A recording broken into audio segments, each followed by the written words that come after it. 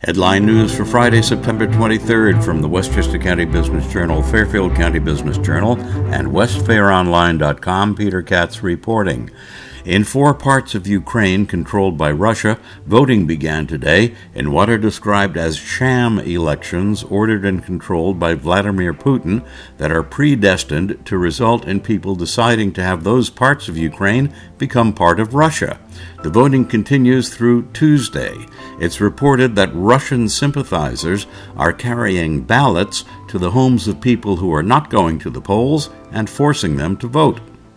Russian Foreign Minister Sergei Lavrov skipped listening to various speeches denouncing Russia for its war against Ukraine at the UN Security Council meeting yesterday. Instead, Lavrov showed up at the meeting just in time to make his scheduled speech, in which he blamed Ukraine for starting the war.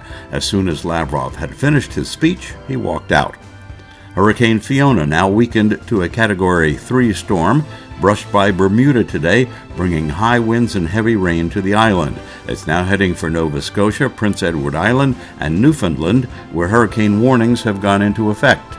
The former director of the state of Mississippi's welfare operations has pleaded guilty to federal and state charges of fraud and conspiracy for diverting an estimated $77 million that should have been used to help poor people in Mississippi.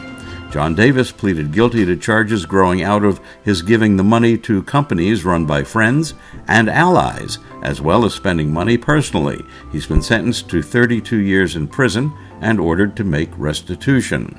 The Securities and Exchange Commission and Boeing have reached agreement to settle charges brought against the airplane manufacturer by the agency. The Boeing company and its former CEO, Dennis Muhlenberg, were charged by the SEC with making materially misleading public statements following crashes of Boeing 737 MAX airplanes in 2018 and 2019. Boeing and Muhlenberg consented to cease and desist orders. Boeing will pay the SEC a penalty of $200 million, and Muhlenberg will pay a penalty of $1 million. House Republicans have previewed their campaign platform for the upcoming midterms that had been scheduled to be released today. They'll be running to curb illegal immigration, increase production of fossil fuels, fighting crime, having accountable government, and advancing free speech. Stay in touch with the Westchester County Business Journal, Fairfield County Business Journal, and westfaironline.com.